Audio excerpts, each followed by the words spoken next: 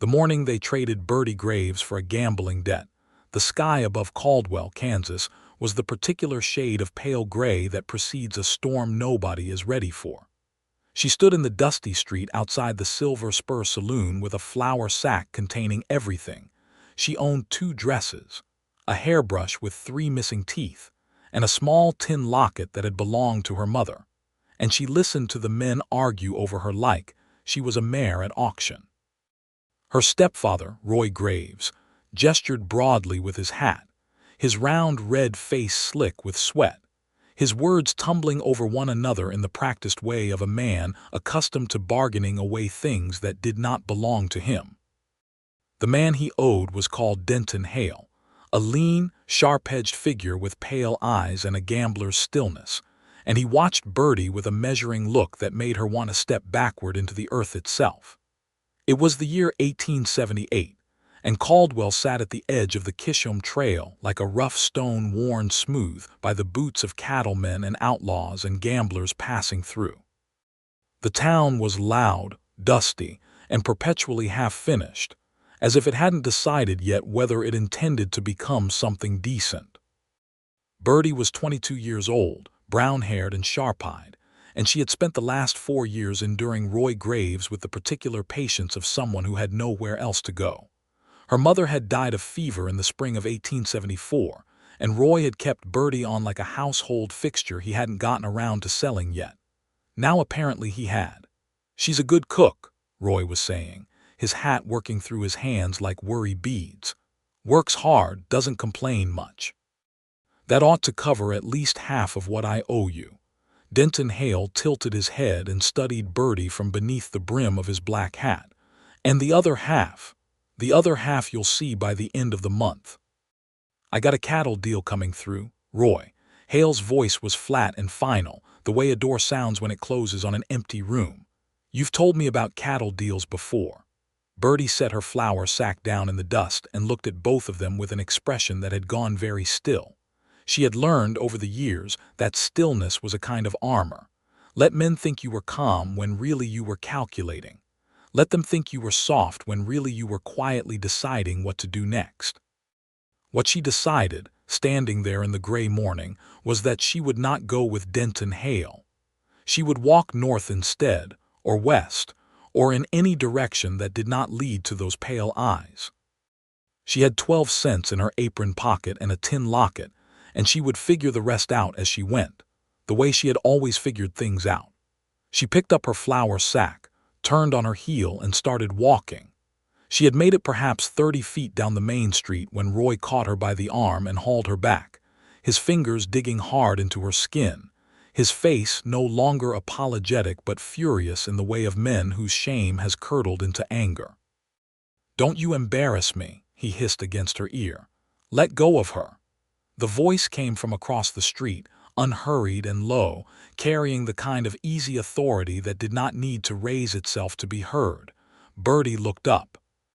He was leaning against the post outside the general store with his arms crossed, and his hat pushed back just enough that she could see his face clearly. He was perhaps 30 years old, broad through the shoulder, with sun-dark skin and the kind of steady brown eyes that take everything in before they say a word.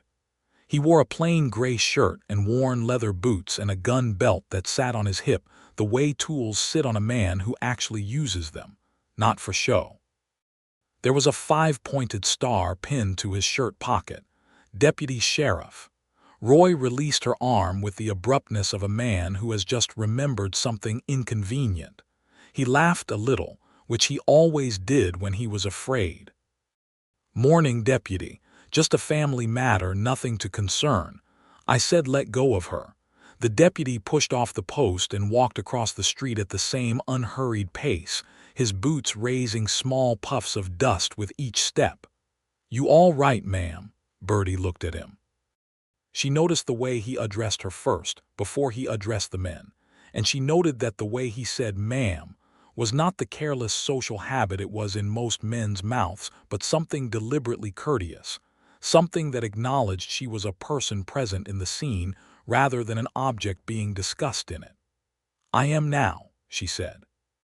Roy opened his mouth and the deputy looked at him once briefly, with an expression that was not hostile but was perfectly clear in the manner of a shut gate, and Roy closed his mouth again. Denton Hale watched all of this from his stillness, and then he smiled a thin smile and said, "This is a private business matter, Deputy Walden." So that was his name. Walden. The Deputy Walden looked at Hale with a patience that had iron in it. "A woman walking away from you is not a business matter. It is a woman walking away from you. She was offered in settlement of a legitimate debt. A person cannot be offered in settlement of anything. That is not how debts work in Caldwell or in any other town I am aware of." Walden's voice remained even. "Roy Graves, your debt to Mr. Hale is your problem to solve, and I strongly suggest you solve it by some other means before I start asking questions about the game in which it was incurred." Roy's face went through several colors. He looked at Birdie with something between fury and guilt and the particular helplessness of a weak man caught being what he is, and then he looked away. Hale was still watching Walden with that thin smile, assessing, recalculating. "You're making a decision here that is going to cost someone." "I expect so," Walden said pleasantly. "Have a good morning, Mr. Hale." There was a long, pulled-wire silence. Then Hale turned and walked back into the Silver Spur without another word, and his shadow went with him, and the door swung shut. Roy did not look at Birdie again. He jammed his hat on his head and walked away in the opposite direction, and she watched him go with a feeling that was not grief exactly, but was something she would have to name later when she had more privacy for it. Walden turned to her and said simply, "You need somewhere to be." She looked at him straight. "I need somewhere I can work and earn my own way. I am not looking for charity, and I am not looking for the kind of help that comes with conditions attached." He held her gaze without flinching, and then he nodded once, slowly, as if she had said something that matched an answer he had already been carrying. "I have a ranch about 4 miles out. I've been needing help with the cooking and the house since my housekeeper, Mrs. Dobbins, went back east to be near her daughter. There is a room with a good lock on the door, and the pay is fair, and I do not make conditions." He paused. "You can leave whenever you choose. I will not stand in your way." Birdie looked at him for a long moment, at the steadiness of his eyes, at the way his hands were loose at his sides rather than reaching, at the way he had walked across that street without bluster or performance, just with the plain intention of doing what was right. She had enough experience with men to know the difference between one who was helpful because he expected something and one who was helpful because he was simply, fundamentally that kind of person. This man, she thought, was the second kind. 4 miles is not far," she said. "No," he agreed. "All right then," Birdie said, and picked up her flour sack, and walked with Ira Walden out of Caldwell as the first low rumble of thunder moved in over the prairie, and the gray sky finally decided what it was going to do. The rain started before they reached the edge of town, and it came down with the generosity of spring rain, soaking and warm, turning the road to dark mud and filling the shallow ditches along the fence lines. Ira Walden had a horse tied outside the general store, a big bay gelding with a sensible face, and he offered her a hand up without ceremony, settled himself in the saddle behind her, and guided the horse south and west along a track that cut through rolling grassland thick with new green. Birdie sat straight and kept her eyes forward and let the rain fall on her face without complaint, and after a while she said, "Your name is Walden." "Ira Walden, yes. How long have you been deputy?" "Going on 3 years. Before that I was driving cattle up from Texas." "You trade that life for this one on purpose?" He considered for a moment before answering, as if the question deserved real thought. "My father had a piece of land here and nobody to leave it to but me. He died in '75. So I came back for it, and the sheriff, Sam Holt, said I looked like I could be useful, and I said I supposed I could be." "And the ranch, do you run cattle now?" "A small herd, 40 head, a handful of horses. I manage it mostly alone except during the busiest weeks when I bring in extra hands." "And you are often at the town rather than the ranch?" "Often enough. The deputy work pays steady while the ranch work builds." He did not ask her questions in return, which she noticed. She had half expected it. The way people always wanted to know about you the moment you told them anything about yourself. That conversational arithmetic where they balanced each disclosure with a demand. He simply told her what she asked, and did not reach for more than he had been offered. By the time the ranch came into view through the curtain of rain, Birdie had formed the beginning of a picture of Ira Walden that she would spend the next several weeks filling in with color and detail. The ranch was modest and clean, a white house with a covered porch, a barn of weathered red boards, a chicken run, a kitchen garden still bare with early spring, and beyond all of it the wide, unbroken Kansas sky that looked, even through the rain, like something painted. He showed her the room at the back of the house with its single window overlooking the garden and its narrow bed, and the small iron stove in the corner for cold nights, and he showed her the lock on the door with a matter-of-factness that told her he had thought about it deliberately and not as an afterthought. "Key is yours," he said, placing it in her palm. "There is one other, which is mine, in case of fire or emergency. You will always know when I intend to knock." "Thank you," Birdie said, and she meant it with a depth that she did not show on her face, because she was still wearing her armor and she had not yet decided it was safe to put it down. He left her to settle in, and through the thin wall she heard him moving quietly through the kitchen, heard the clank of a stove lid and the sound of wood being added to the fire, and after a while the smell of coffee came through the gap beneath the door, and she sat on the edge of her narrow bed and felt, for the first time in a very long while, the peculiar feeling of being somewhere she was not afraid. She put her hands in her lap and looked at them for a moment. Then she opened the flour sack and took out her tin locket and held it, and she thought about her mother, who had been named Clara, who had always said that a person's character was best understood not by what they did when eyes were on them, but by what they did when no one was watching. She thought about the way Ira Walden had crossed that street without anyone asking him to. In the morning, Birdie Graves cooked breakfast.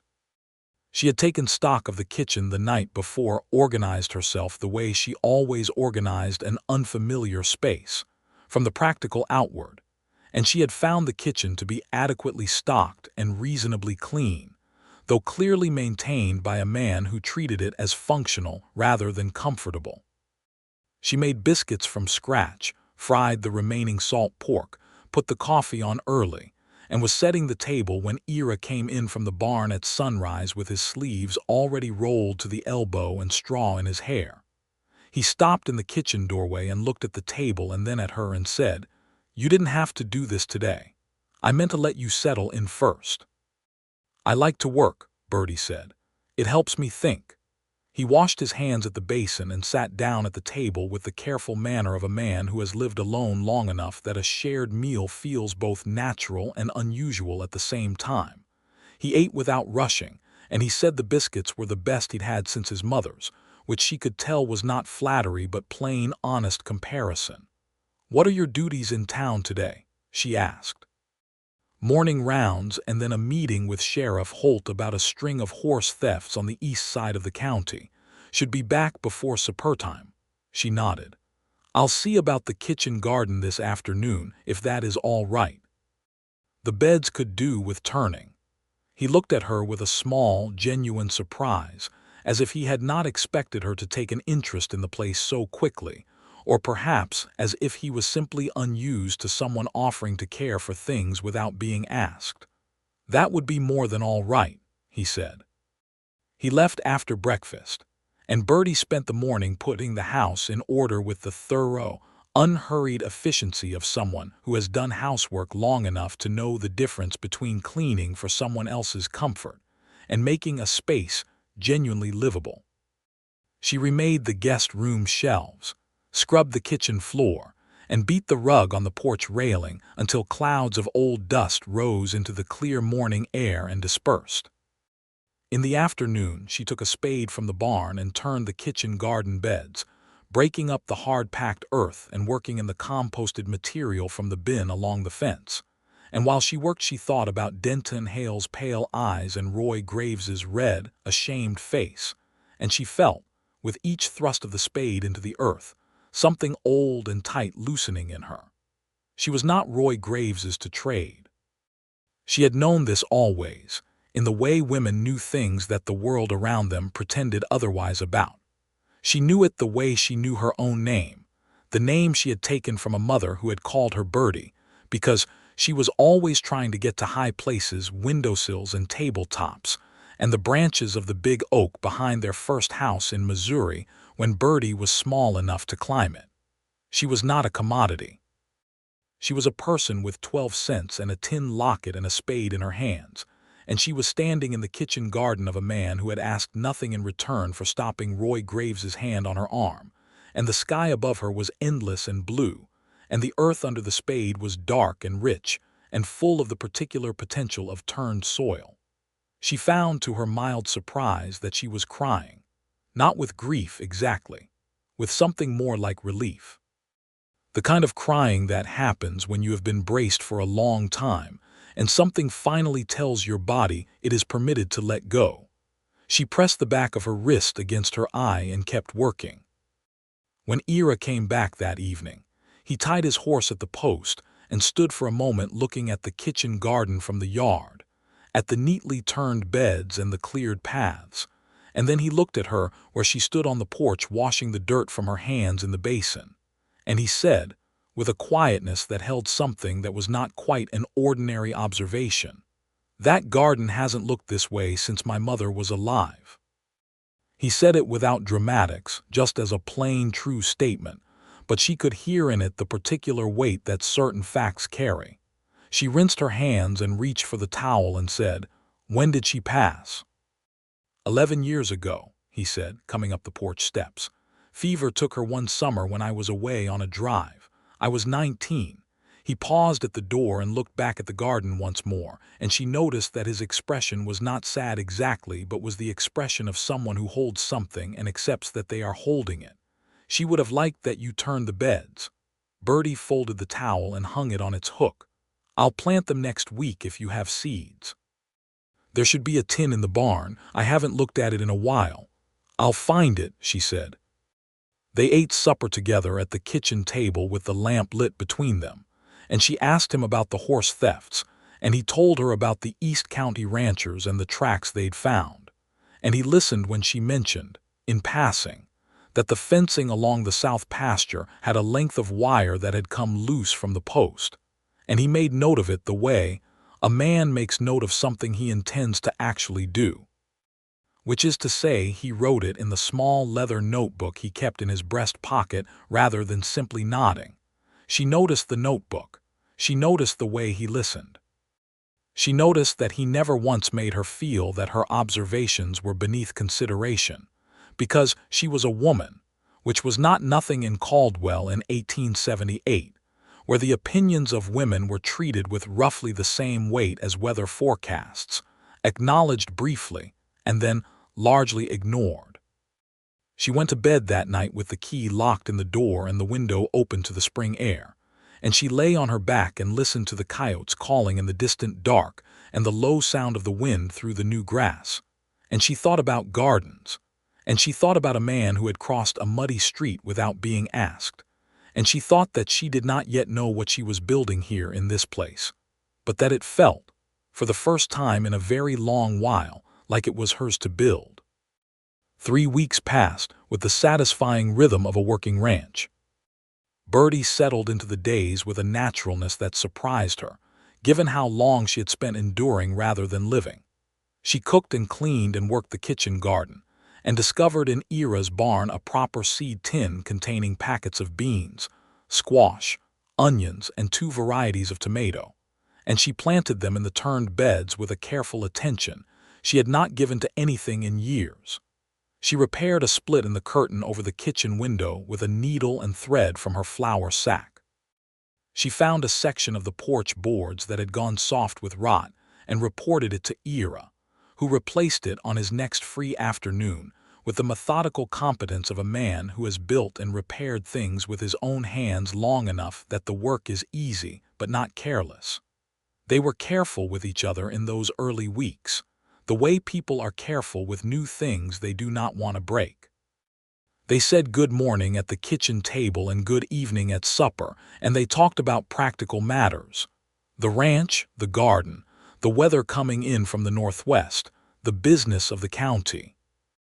But around these practical conversations there was a growing warmth, an ease, like the way a fire moves from the initial catching of tinder to the steady, reliable burning of solid wood. On the fourth Saturday, Ira came home from town with a paper-wrapped package, which he set on the table in front of her with a slightly awkward directness, as if he had practiced the action and was now unsure if he had it right. "Mrs. Rafferty at the dry goods said this just came in from St. Louis," he said. "I thought it seemed like something you might like." Birdie unwrapped the paper carefully, already moved by the gesture before she knew what it contained, because it was the gesture itself that mattered, the fact of him having thought of her while he was in town, having seen something and turned toward her with it rather than away. Inside the paper was a small blue book, its cover printed with gold letters. It was a collection of poems. Walt Whitman. She looked up at him. He was watching her with his hat in his hands and a carefulness on his face that she recognized as the particular vulnerability of someone who has given something real. "Do you like poetry?" she asked. "I don't know much about it," he admitted. "But I heard you humming while you worked the garden and I thought you might be someone who liked the sound of things." She held the book with both hands and felt something move in her chest, something she had not felt since she was young enough to climb the oak tree behind that first house in Missouri, something that lifted and reached. She said, "I used to read to my mother. She liked poetry."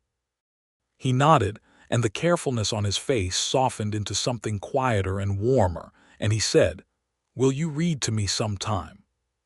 She looked at him across the kitchen table in the afternoon light, this steady, brown-eyed man who had stood in a muddy street and told another man to let go of her arm, who had offered her a room with a lock on the door and a key that was hers, who had noticed that she liked the sound of things. "Yes," she said, "I will."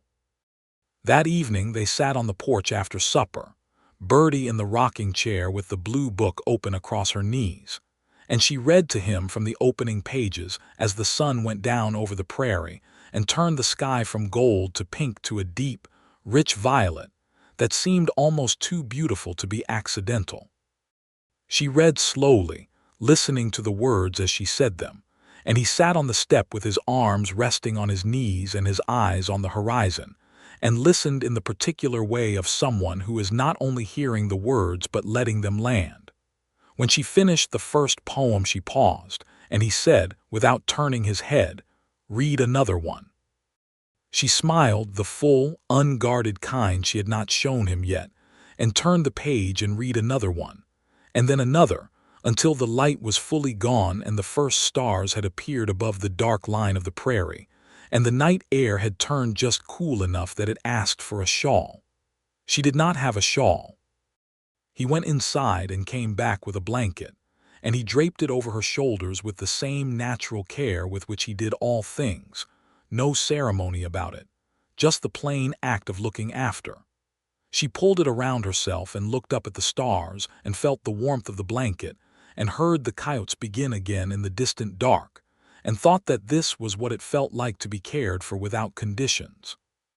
On a Tuesday morning in late April, Birdie was hanging washing on the line when she heard a horse coming fast up the track and looked up to see a boy of about 12, freckled and winded, pulling his horse to a stop in the yard. She recognized him as Tommy Holt, the sheriff's youngest. "Miss Graves," he said, breathing hard, "my father says would you tell Mr. Walden to come quick. There is trouble with the Hale bunch out on the Meridian Road." Birdie felt a cold touch on the back of her neck at the name Hale. She set down the washing and said, "Mr. Walden is inside. Go around to the front and knock." Tommy kicked his horse around and she heard the knocking and then Ira's voice, and a few minutes later he came out the back door already pulling his gun belt on, and he stopped when he saw her face. "You heard," he said. "Hale," she said. The word sat between them like a stone. He looked at her steadily and said, "This has nothing to do with the business in the street. This is about the horse thefts.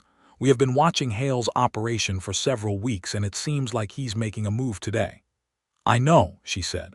And then, surprising herself, she said, "Be careful." He held her look for a moment and something in his expression shifted, very slightly, the way the surface of water shifts when the wind touches it, just enough to show that there is depth below. He said, "I intend to be." And then he went to the barn to saddle his horse, and she stood in the yard with a piece of half-pinned washing in her hands and watched him ride out down the track and felt, with a clarity that was almost uncomfortable, that his safety mattered to her more than was merely practical. She went back to the washing and pinned each piece with the deliberate focus of someone who is managing their own heart by keeping their hands busy. She told herself that she had known him 5 weeks. She told herself that gratitude was not the same as affection, and that safety was not the same as love. She told herself all the sensible things and noted that none of them felt very convincing. And then she went inside and made bread dough because bread dough required your full attention and full attention was what she needed.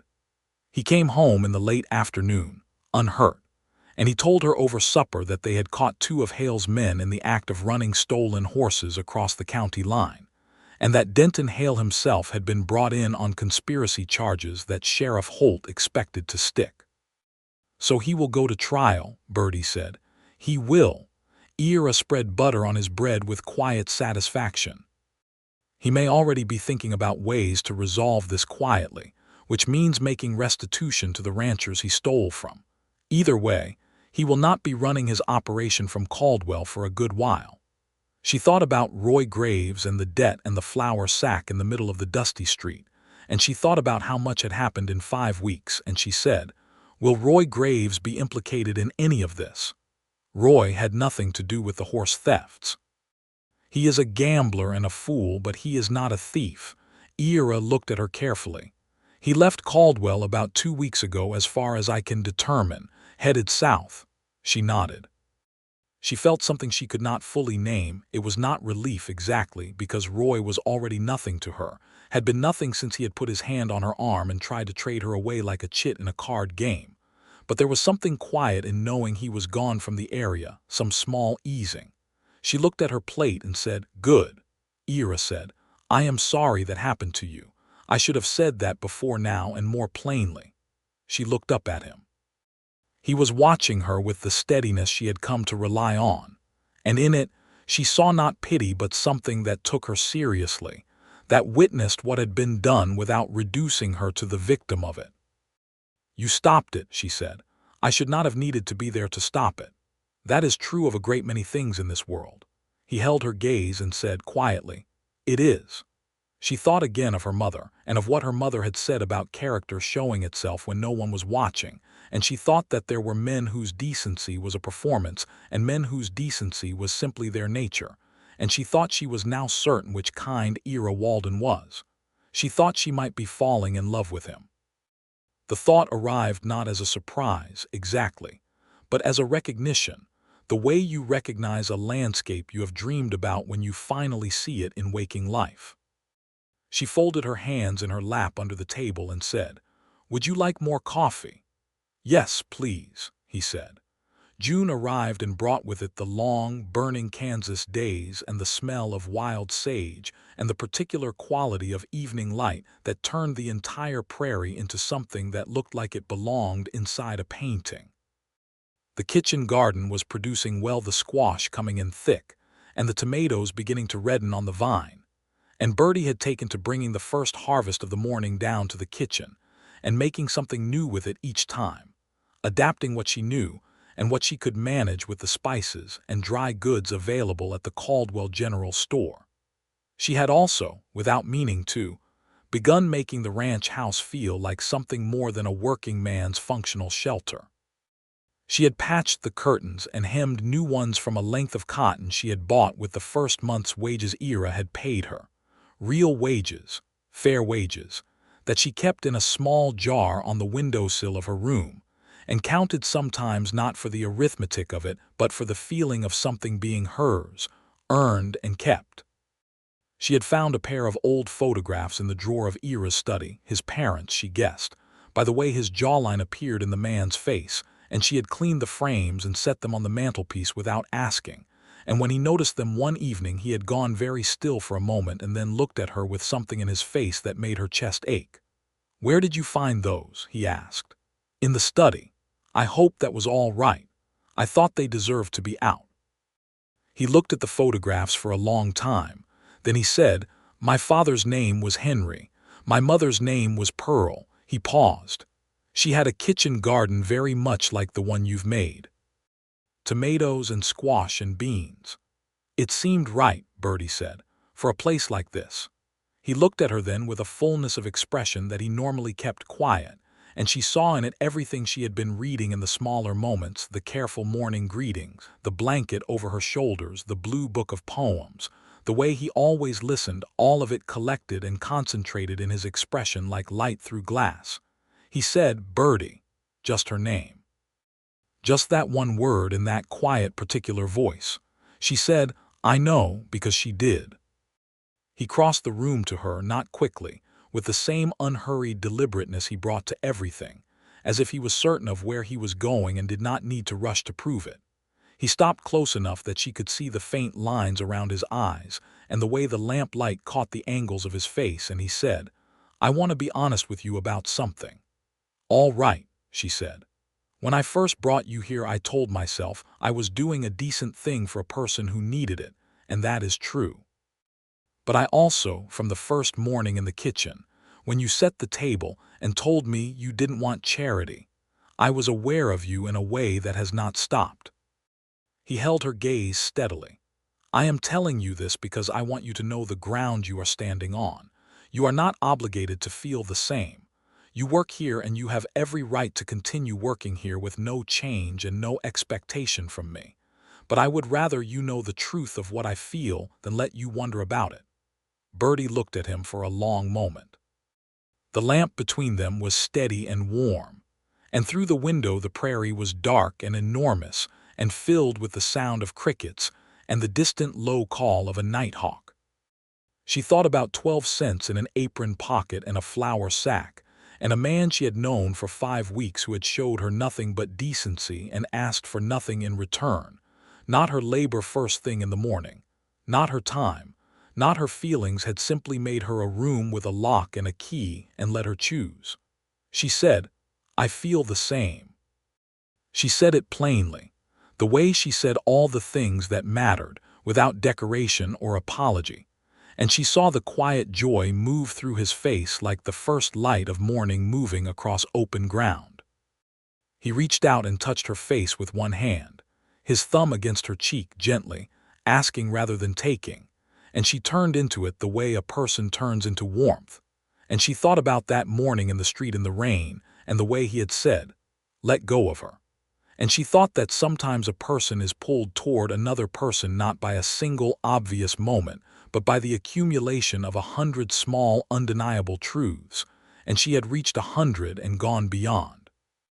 He bent his head and kissed her with the same careful honesty he brought to everything in his life, and she kissed him back and felt the armor she had been wearing for 4 years loosen and fall away, not because he had broken it, but because she had finally chosen to set it down. When they stepped back from each other, she felt both entirely new and entirely herself, which was perhaps the best thing a person could feel. "Well," she said, with a small smile. "Well," he agreed, with a smile of his own, the full open kind she had not seen very often from him and which, she decided, was going to be something she worked to earn as often as possible. They sat on the porch that night for a long time, not with the book, just with the dark prairie and the stars and the crickets, and he held her hand and she leaned against his shoulder, and neither of them needed to say very much because the evening was full enough already. Birdie wrote a letter the following week. She addressed it to the Women's Bureau at the Methodist Church in Caldwell, which was the organization that had assisted several women in the county, whom she had learned about from conversations at the general store, women in situations not unlike the one she had left. She wrote about what she knew of Roy Graves and what he had attempted, and about the general conditions in Caldwell that made such things possible, and she wrote it in her clear, direct hand without anger, only with the measured precision of someone laying out facts that ought to be known. She did not tell Ira about the letter. Not because she was keeping it from him, but because she wanted it to be her own act, something she did not from the ranch or from the kitchen but from herself, Birdie Graves, who was her mother's daughter and who had stood in a muddy street with a flour sack and 12 cents and chosen a direction. He found out about it 3 weeks later when the minister's wife, Mrs. Calloway, stopped him in the street to thank him for the support of that sharp-minded young woman out at your place, and told him about the letter and the discussion it had prompted at the bureau. He came home that evening and sat down at the kitchen table and looked at her across the supper dishes and said, "Mrs. Calloway told me about your letter." She watched his face. It was entirely open, which was how she had learned to tell the difference between his approval and his admiration. Approval he gave easily and warmly, but admiration was quieter, more interior, the expression of a man genuinely moved. "I wrote it because it needed writing," she said. "Yes," he said, "it did." He said nothing more on the subject, which was, she had come to understand, its own kind of eloquence.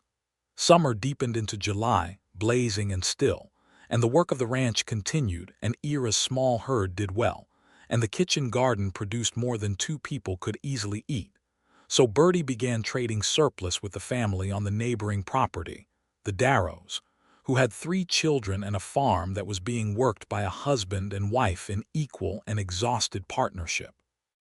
Nora Darrow became Birdie's first friend in the county, a red-haired woman of 28 with quick hands and a dry wit, who came over for coffee on Thursday mornings and brought her children and let them run in the yard while she and Birdie talked at the kitchen table. It was Nora who first said, without any delicacy, "When is Ira Walden going to stop being a deputy and start being a husband?"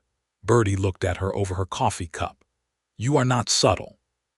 "I have 3 children and 12 acres of sod corn. Subtle is a luxury I cannot afford." Nora folded her arms on the table. "I am not teasing you, Birdie. I am telling you that every person in this county can see the way that man looks at you when he thinks no one is watching, and I have never in my life seen a man look at a woman that way and not want to keep her." Birdie was quiet for a moment, listening to the children shouting in the yard. Then she said, "I have never been in a position to consider what I want for my own life. I am still learning how to do that." Nora looked at her with the particular understanding of someone who had worked hard enough to know that some things cannot be rushed. "That is fair," she said, "but don't let the learning go so long that you miss the living." Birdie thought about that for several days.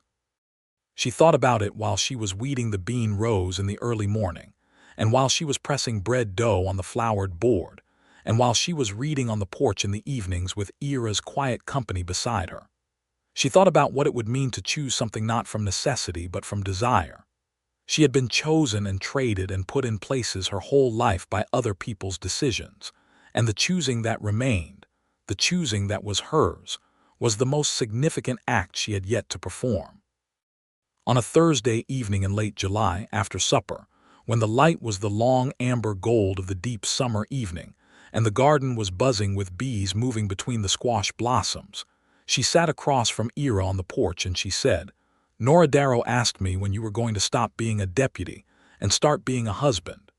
He looked at her from where he was sitting, and she saw the careful attention in his face, the way he never moved ahead of what she had actually said. He said, "What did you tell her?" "I told her I was still learning how to choose things for myself." He nodded slowly. He was quiet for a moment, looking out at the garden, at the amber light on the tomato plants, at the evening prairie beyond the fence. Then he said, "I'll say it plainly, because I think you deserve that. I would like to marry you, Birdie. Not because you work here or because it is convenient or because of any reason that makes you less than entirely a person who has chosen freely. I would like to marry you because you are the most remarkable woman I have ever met, and because I love you, and because I would like to spend whatever time I have on this earth in your company." He looked at her. "But I will not ask you to choose before you are ready, and I will not change anything about how things are here if you are not. You are not bound by any obligation to me." She looked at him sitting in the amber light, this good man, this unhurried and honest and steady man, who had carried her blanket and bought her a book of poems and stood in a muddy street and said let go of her in a voice that moved like iron. She thought about her mother's tin locket and the oak tree in Missouri and 12 cents in an apron pocket, and she thought about the feeling of chosen and the feeling of choosing, and she understood that they were different, and that what she felt right now in this long summer evening looking at Ira Walden, this was choosing. "I am ready," she said. He looked at her, making sure. "Ask me," she said.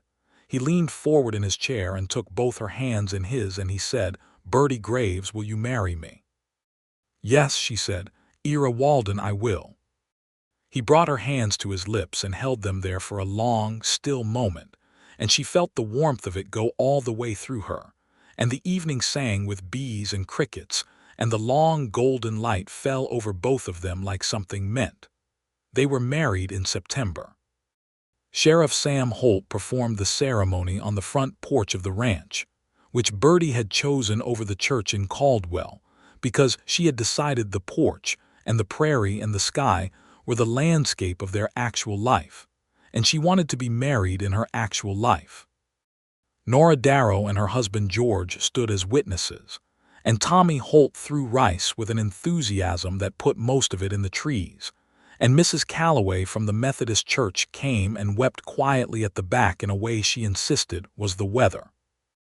Birdie wore the better of her two dresses, a pale blue lawn she had hemmed and pressed to something close to beautiful, and she wore her mother's tin locket at her throat, and she stood on the porch of the house she had turned into a home, and said her vows to Ira Walden in her clearest voice, and she meant every word. He had borrowed a ring from his mother's jewelry box, which he told her about beforehand. It was a simple gold band, worn smooth, and when he placed it on her finger she looked at it and thought about Pearl Walden and her kitchen garden of tomatoes and squash and beans, and she thought about the photographs on the mantelpiece, and she thought that sometimes the things we inherit are not burdens but gifts. Ira looked at her throughout the ceremony with the full, open expression she had decided to spend her life earning, and when Sam Holt said they could kiss, he took her face in both hands and kissed her in the warm September afternoon with the prairie all around them, and the kitchen garden heavy with its last late harvest, and their small company of friends applauding with the particular joyful noise of people who have watched something come right. The autumn that followed was the best season Birdie had ever lived through. She was not naive about what life on a Kansas ranch demanded. She knew the winters came hard and the work never fully stopped, and the county had its share of difficulty. But that autumn she and Ira settled into their life together with a rightness that was both earned and easy, and the days had a quality she had no previous word for, a fullness, as if each one contained more life than she had previously thought a single day could hold. She continued reading to him on the evenings they could afford to sit still, and she expanded her repertoire beyond Walt Whitman to include a collection of John Keats she ordered by post through the general store, which arrived in November with a card from the bookseller in Kansas City that called it a volume of considerable feeling, which made her smile. Ira listened to Keats with the same attention he gave everything and said, after the first evening of it, "I think I understand why you like the sound of things. It is not the sound alone, it is that the sound carries something that other words can't get to." She looked at him across the lamp. "Yes," she said, "exactly that." He smiled, the full, open kind, and she thought about all the small moments that had assembled themselves into this one, like stones placed carefully across a river, each one necessary, each one holding.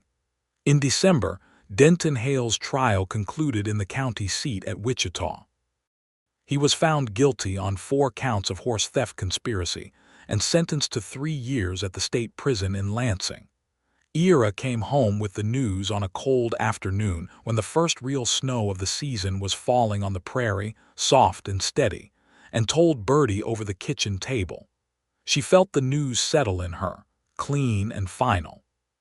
She had not been afraid of hail, not in any way that kept her from sleeping, but there had been a small, persistent awareness of him in the back of her mind since that morning in the muddy street, a low hum of unresolved. Now it was resolved, and she felt the hum stop.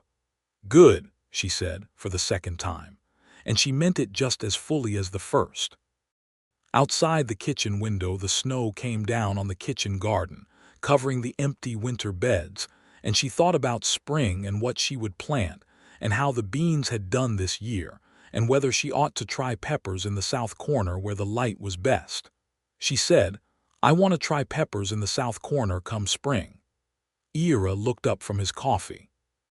Then he laughed, a real, warm laugh, the kind she was still discovering, and he said, "I was just thinking about whether the south corner got enough light for it."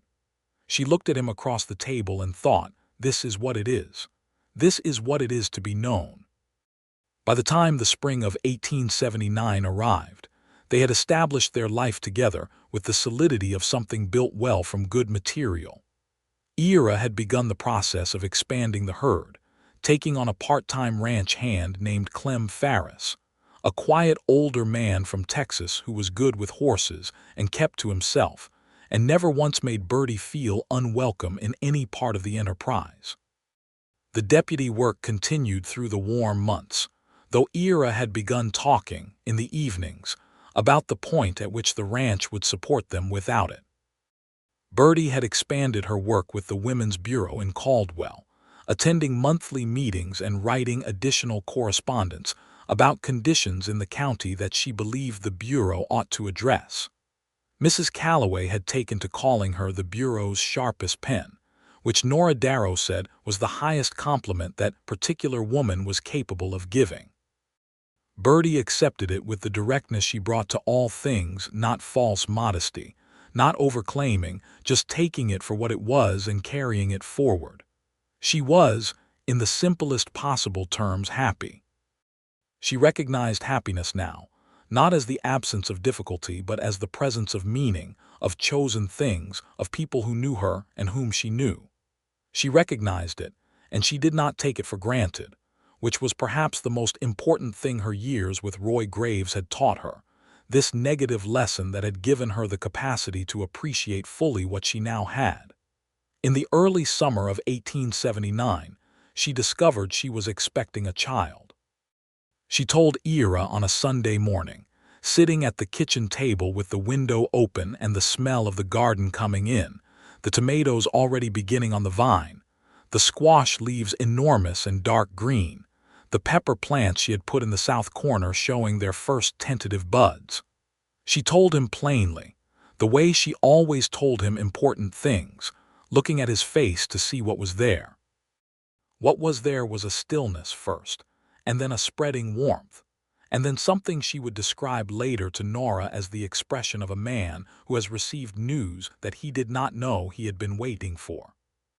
He looked at her for a long moment, and then he said, in a voice that had something full and careful in it, "Are you well?" She smiled. "I am very well." "Good," he said, and then, "We should write to the doctor in Wichita." "I have already started a letter," she said. He laughed, which was the right response, and she laughed too, and they sat in the Sunday morning kitchen with the garden coming in through the window and the sound of Clem moving around the barn, and she felt the future opening up in front of them, wide and possible. Nora came over that Thursday and was told the news and held Birdie's hands and said, "I told you not to let the learning go so long you missed the living." And Birdie said, "You were right, as usual." And Nora said, "I am always right. It is a great burden." And they laughed until the children came running in to see what was happening. The doctor from Wichita confirmed everything was well and gave Birdie a list of sensible instructions, most of which she already knew from watching the women around her through her childhood, and from the plain common knowledge of someone who had been managing a household her entire adult life. She was careful and practical about her health, taking on no more heavy lifting than was wise and eating well and sleeping enough. But she did not treat pregnancy as an illness to be managed rather than a fact of life to be lived. And so, The months moved forward and she remained herself, working and thinking and reading and arguing the finer points of county water rights at the bureau meetings and planting her South Corner peppers. Ira watched over her with a care that was not smothering but was steady, the way he was steady about all things, present without crowding, attentive without hovering. He fixed the step she had told him twice was loose before she could say it a third time. He brought the water basin to her instead of making her cross the cold kitchen floor on January mornings. He read to her, unprompted from the Keats, haltingly, a man for whom this was not natural but who did it because she loved it, his voice slow and careful over the words that were not his native language, which moved her more than any polished performance could have. She gave birth to a son in February 1880, on a cold, clear night with the stars blazing outside the bedroom window and Nora Darrow at her side and Ira in the kitchen, which was where Nora had firmly directed him. And Birdie could hear, at one point through the wall, the sound of him pacing, and she would have laughed except she was otherwise engaged. The baby was healthy and loud and had Ira's brown eyes and her own stubborn set of jaw, and when she first held him she felt something so complete, so full and encompassing, that it reached back through time and touched the girl who had climbed the oak tree and the young woman who had stood in the mud with a flour sack and 12 cents and said to all of them, "Here. You were coming here." Ira came in when Nora opened the door for him, and he came to the bedside and looked at his son with the same expression he had given the news of the pregnancy, first still, then warm, then something that could not quite be contained, and he sat beside her and took her hand and they looked at the baby together. "Henry," Birdie said, "if you agree." He looked at her with eyes that were bright. "Henry," he said, and then quietly, "Thank you." "I thought his grandfather deserved it," she said. He pressed his lips to her forehead and held them there, and she leaned into his warmth and held the baby between them and felt, in that cold February kitchen fire-warmed bedroom on the Kansas prairie, the particular completeness of a life that has been found and not simply lived in. Henry Walden thrived. He was an active, cheerful baby who became an active, cheerful infant with opinions about everything, and a particular passion for the kitchen garden, which he was permitted to explore under close supervision, once he had learned to walk with the enthusiastic unsteadiness of a year-old child on uneven earth. He would crouch in the garden rows with his small hands in the dirt, and regard each plant with the grave attention of a person conducting important research. And Birdie watched him and thought about her mother and about gardens, and about how things grow.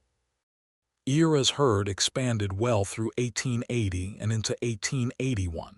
And by the spring of that year, he had formally ended his deputy work with Sheriff Holt, who shook his hand and said he had been the best deputy he ever had, which was both a compliment and a statement with a competitive bar that was not remarkably high.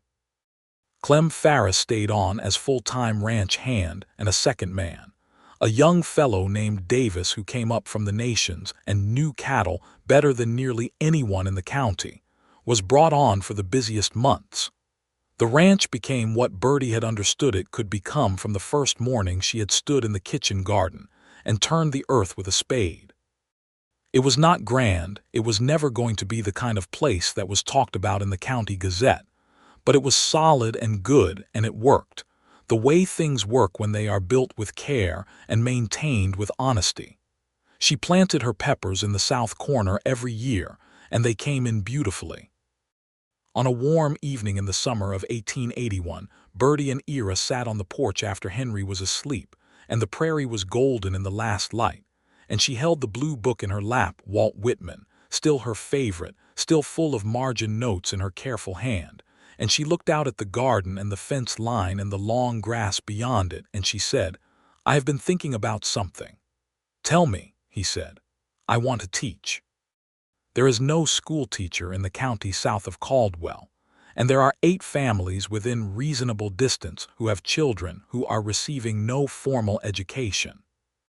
I know enough to teach reading and writing and arithmetic and some history, and I believe it is something I could do well, and that matters. He was quiet for a moment in the way that meant he was genuinely thinking, not hesitating. Then he said, "You have been thinking about this for a while." "Since January," she admitted. "I wanted to be sure. What would you need?" "A room, a set of primers, parents who are willing to send their children." She paused. "And a husband who supports the idea." He turned and looked at her with the full open warmth of his complete expression, the one that had taken her months to earn and that she now saw freely, regularly, and still never quite expected without a small catch of feeling. He said, "You have all three of those things." "I know," she said. "I wanted to hear you say it." He laughed. And then he said, "Birdie, I'm not certain you will ever stop finding things in this county that need doing and doing them." "No," she said cheerfully. "I don't suppose I will."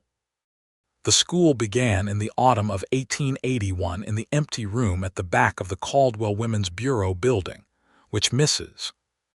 Calloway donated with the speed of someone who had been waiting to be asked.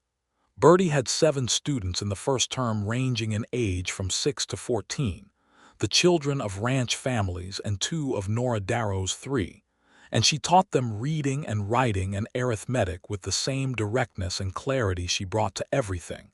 And they learned. She walked to the bureau 3 mornings a week, leaving Henry at the ranch with Ira on the days he was home, or with Nora Darrow on the days he had business in town. And she stood in front of her small class of students in the low-ceilinged room and she taught. It was the most satisfying work she had done outside of the garden, the kind of work that grew and changed and produced things you could measure. And she felt, standing in that room with a piece of chalk in her hand, that she was exactly where she was supposed to be.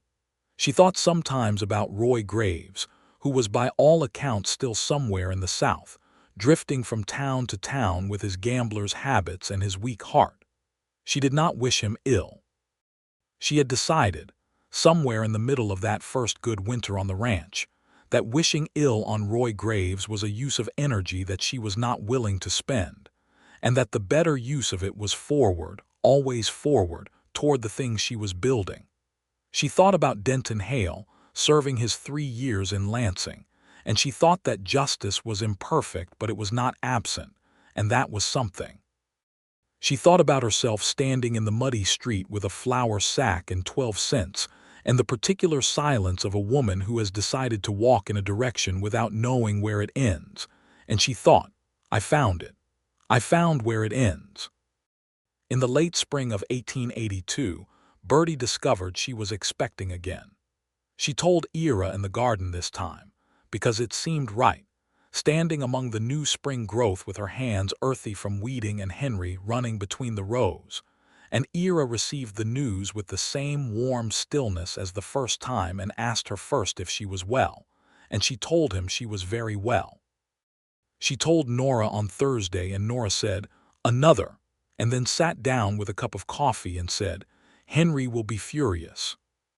Henry was 2.5 and considered himself the center of all things, which, in the Walden household, he largely was, and the news that this status was going to be complicated by the arrival of a sibling was delivered to him in September with all the careful gentleness his parents could manage, and he regarded the information with a long, considered silence, and then said, with the particular authority of a small boy who has been listening to adults talk, "Is it going to eat my biscuits?" Birdie pressed her lips together. Ira left the room briefly for reasons he described later as needing to check on something in the barn. The baby was born in January 1883, another winter birth on the cold, bright prairie, and this time it was a girl with dark hair and Birdie's sharp eyes and a voice, from her very first breath, that had no doubt at all about its presence in the world. They named her Clara for Birdie's mother, and Henry, who had spent 4 months preparing a list of objections to the general concept of a sibling, took one look at Clara in Birdie's arms and abandoned his objections entirely, sitting on the edge of the bed with enormous solemnity and saying, "She is very small." "She is," Birdie agreed. "I was not this small," Henry said. "You were exactly this small," Ira said, coming in from the door.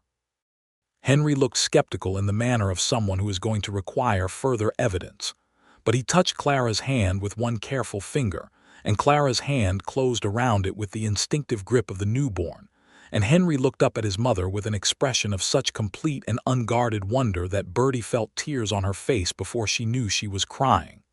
"She is holding my hand," Henry said. "She knows who you are," Birdie said. "She has been listening to your voice for months." Henry considered this and seemed to find it satisfactory. He sat beside his mother and held his sister's hand for a very long time.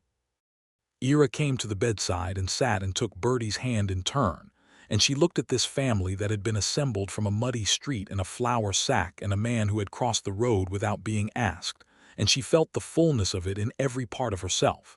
She said, "I wrote a letter to my mother once in my head about what I hoped my life would be. I was 16. Ira looked at her. "What did you say?" "I said I wanted to plant things and watch them grow." She looked at the baby, at Henry beside her, at the window where the January sky was pale and brilliant. "I said I wanted to be somewhere I could hear myself think." She paused. "I said I wanted to be loved without owing anything for it." He held her hand and looked at her with the full, open expression that she had first earned on an April evening with a blue book of poems, and he said, "Did you get it?" She thought about the kitchen garden and the classroom and the book with its margin notes and the porch in the evenings, and the way he said her name and the way he had always listened and always written things in his notebook, and always knocked before he entered a room and always asked first if she was well. "Yes," she said, "every bit of it." Outside the bedroom window, the January prairie lay under its pale winter sky, enormous and open, and the ranch was still with cold, and somewhere in the barn Clem Ferris was moving quietly through the morning work, and the kitchen was warm with the fire Ira had built before he came in, and the kitchen garden was sleeping under its frost with all the spring potential still inside it, the peppers and the beans and the squash and the tomatoes all waiting, patient and certain, for the season to turn. It would turn, she knew it would turn. Everything moved toward spring. Birdie Graves, Birdie Walden now, though she kept both names, the one she had been given and the one she had chosen, because both were hers, held her daughter and looked at her son and felt her husband's hand in hers, and she did not need to say anything more. Everything had been said. Everything was here, assembled and complete, on this cold January morning in Kansas in the year 1883, 4 years and 9 months from a muddy morning in Caldwell, when a man had crossed a street and said let go of her in a voice that moved like iron. She closed her eyes and let the warmth of the room hold her. Later that week, when she was well enough to sit up properly and Clara was sleeping in the cradle Ira had made with his own hands from ash wood and sanded smooth, Birdie asked him to read to her. He took the blue Whitman from the shelf with the careful handling of someone who understands the value of a well-used book, and he sat in the chair beside the bed, and he read to her, slowly, in his unhurried voice, the words he was not entirely at ease with but had learned enough of now to carry, and she listened with her eyes half closed, and the January light coming in through the window, and the baby breathing in the cradle and Henry's voice carrying in from the kitchen where he was telling Nora Darrow, who had come to help, a very detailed story about a horse he had seen, and the fire cracking in the hearth, and the whole enormous life of it moving around her like a river around a stone. She thought about what Whitman had written about the open road and the long journey and the invitation to set out toward the horizon, and she thought that she had done exactly that, had picked up her flour sack and walked, had said I am not going with Denton Hale, had turned on her heel in the mud and chosen a direction, and the direction had led here, to this room with this man and these children and this particular slant of winter light. The open road had brought her to a fixed and certain place, and the place was good, and she was grateful for every step of it. Ira finished the poem and looked up at her, and she said, "Read another one," and he smiled the full open smile, and he turned the page, and outside the window the Kansas winter sky was enormous and pale and full of everything that was still to come, and Birdie Walden closed her eyes and listened to the sound of things. The spring came, as it always did, with the certainty of something that has never once failed to arrive. The frost broke from the kitchen garden beds in March, and by the first week of April Birdie was at the south corner of the garden with Henry beside her, both of them on their knees in the warm turning earth, pressing pepper seeds into the soil with careful fingers. Clara watched from the sling that Nora had made for Birdie from a length of strong canvas, a clever thing that held the baby close and left Birdie's hands free. And Clara watched the garden with the wide-eyed attention of someone encountering the world for the first time and finding it entirely sufficient. Ira came out from the barn and stood at the garden fence and watched the three of them in the morning sun, and he had the expression she had come to understand as the one he wore when the life around him matched something he had hoped for but had not been certain of. And she looked up from the seed row and met his eyes, and he said nothing because nothing needed saying, and she smiled at him across the garden and turned back to the planting. Henry pressed a seed into the earth with enormous seriousness and said, "Will it grow big?" "Very big," Birdie said, "if you water it and take care of it. And then we eat it. And then we eat it." He considered this compact of effort and reward, with the focused gravity of a 3-year-old grappling with the fundamental nature of things, and then he nodded and pressed another seed into the earth. The ranch hand Davis had gone back south the previous autumn, and Clem Ferris was growing old, moving more slowly through the barn work, and Ira hired a young man in April named Samuel Bell, barely 20, who had come up from Missouri with a solid knowledge of cattle and a shy, diligent manner, and who looked at the established order of the Walden Ranch with clear admiration and set himself to learn it with genuine care. Birdie fed him at the same kitchen table where she had once been told there were fair wages and a room with a lock, and she treated him with the same plain respect she had herself been given, and he repaid it with excellent work and the particular loyalty of a young person who has been treated decently in a world that does not always manage that. The school continued through spring and into summer, the students rotating slightly as some families moved on and new ones came into the county with the ongoing movement of settlement across the plains. Birdie petitioned the county to formally recognize the school and have its students counted toward the district's education tally, which would eventually result in some small amount of official funding, and she wrote the petition in her clear hand and presented it at the county commission meeting in Wichita in May, with Henry on her hip and Clara in the sling and Ira at her side, and she made her case in front of 6 men with the composed directness of someone who has done her research and knows she is right. The commission approved the recognition in July. Mrs. Calloway wrote it up in the church letter and called it a great step for the families of this county, which was the truth, and Nora Darrow said, "I cannot believe it took them this long," which was also the truth. Through the summer of 1883, the ranch was in the fullest working life it had yet known, the herd doing well, the garden producing abundantly, the school on its proper footing, the house comfortable and lived in the way of houses that are genuinely inhabited by people who take care of them. Birdie turned 27 in August, and they celebrated on the porch with Nora and George Darrow and their children, and a cake that Birdie had made herself because she had specific opinions about how her cake should taste.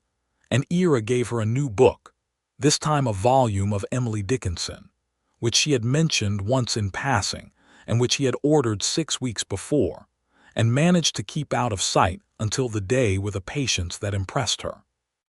She opened the book at the porch table with the cake and the children and their friends around her, and read the first poem silently to herself, and then looked up at Ira across the table, and felt the word come up in her without her choosing it.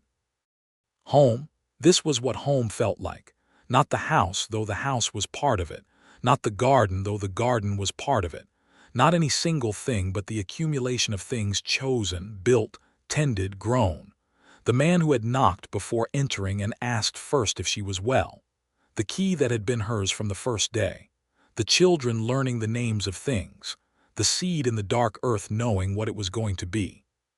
She set the book down and leaned across the corner of the table and kissed her husband on the cheek, in front of Nora Darrow, who said, "Finally," and George Darrow, who looked elsewhere respectably, and Henry, who said, "Mama," in the tone of someone lodging a formal objection to the interruption of Kay Keating. And she laughed the full, warm laugh that she had discovered she owned. And Ira laughed too, and Clara banged the table with both hands from the pure delight of everyone around her being happy. The summer evening held them all in its long amber light, and the prairie stretched out beyond the fence to the horizon that was never the same color twice. And somewhere in the garden the peppers were dark and glossy in their south corner, and the beans were coming in, and the tomatoes were filling with the accumulated heat of the Kansas sun. Birdie Graves had stood in a muddy street with a flour sack and 12 cents and chosen a direction. She looked at what the direction had become, and she was glad of every step.